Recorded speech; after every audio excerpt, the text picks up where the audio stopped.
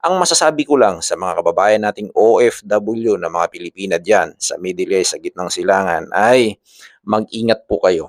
Hindi po lahat ng inyong mga makakaibigan, lahat ng mga kakilala nyo diyan sa Middle East, lalong-lalo na diyan sa Saudi, Kuwait, o anumang part ng bansa diyan sa Middle East ay safe na kayo. Marami po, talamak po ngayon ang prostitute diyan sa gitnang silangan. So sana sa mga kababayan nating OFW na mga gumagawa nito ay tigilan nyo na, parang awa nyo na. Kasi ang una-una ditong naapektuhan ng kawawa dito ay ang ating mga kababayang mga OFW na first timer na pupunta dyan sa ibang bansa. Okay, napupunta dyan sa Middle East, sa gitnang silangan, sa Saudi, sa Kuwait. So sila mismo yung naapektuhan sa nangyayaring ito. Magandang umaga mga boss, no? So, welcome back sa aking Facebook page at sa aking YouTube channel, Boss Dave. Yan. Magbigay tayo ng reaction video dito sa viral na babaeng pinatay sa Middle East, OFW. So, may nag-request na naman sa akin na sabi nito ay, Boss, gawan mo nga ng reaction video yung tungkol dito sa nangyaring kababayan natin daw na OFW na pinatay sa Middle East. So, hindi ko na pinanood yung video mga boss kasi nag-research ako. After ko mag-vlog ngayon ay nag-research tayo upang alamin kung gaano nga ba katotoo yung nag-viral na OFW na pinatay sa Middle East. Ngayong buwan ng July, month of July. Okay, mayroon na naman daw babaeng pinatay sa Middle East, OFW. Gaano nga ba katotoo ito? So, ayon sa aking pagre-research, sa aking pagsasaliksik mga boss, ay hindi daw ito totoo na isang kababayan nating OFW. So, ibang lahi ito. Maraming mga vlogger, maraming mga nag-content dito na hindi totoong Pilipina itong babae na ito. So, I think baka Indonesian o anumang lahi nito, hindi natin alam. Pero, total, nandito na rin naman tayo, nagbigay tayo ng reaction.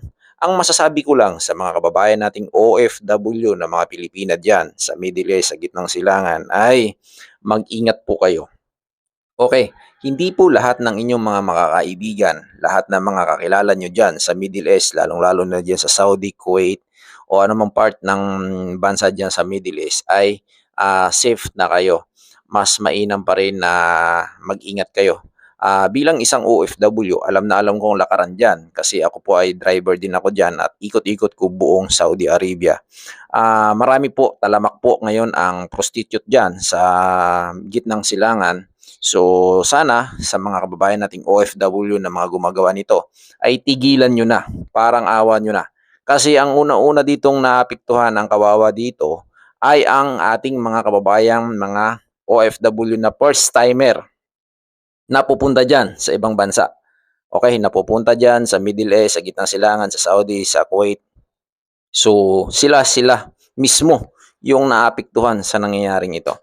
Dahil nga, 'di ba, kung yan ay talamak na gawain na ang pagbibinta ng laman diyan sa gitnang silangan ay kawawa naman yung mga kababayan nating OFW na pupunta diyan sa Saudi, yung mga first timer, 'di ba? So sila yung una-unang naapektuhan. So yung mga datihan kasi, yung mga ex-abroad na diyan, yung matagal na diyan, hindi kasi batayan kung matagal ka na o bago ka diyan. Pero kapag ikaw ay dumating ang point na ikaw ang binigyan ng matinding problema, so maisip mo rin 'yan kung mali o tama yung ginagawa niyo. So sa mga kababayan nating OFW, pakiusap po ang payo ko lang sa inyo, tigilan niyo na 'yan. Kasi marami diyan sa Riyadh, diyan sa Jeddah, saan mang part ng one diyan, marami diyan. So talamak talaga ang bintahan diyan. So, 'wag niyo na sanang dagdagan yung problema ng ating mga ng ating gobyerno, ng ating bansa. Kasi marami tayong kinakaharap na problema ngayon. So, mag-ingat kayo mga busing. So, sa mga kababayan nating OFW, 'wag niyo na sana gawin ito. Mahalin niyo ang inyong mga pamilya. Nawa sana ay maging peaceful ang bawat isa sa inyo diyan. Kasi napakahirap kapag kayo ay nagkaroon ng problema. At alam niyo naman na napakahigpit ng bansa na iyan. Kapag kayo ay nahuli diyan, ay pananagutan na naman ng ating gobyerno. So hanggang sa muli mga boss, hanggang dito na lang yung aking vlog. Kung nagustuhan niyo yung aking vlog, paki-share niyo at para makarating ito sa ating mga kababayang OFW na may mga kasong ganito, no? So maraming salamat. God bless. Good morning.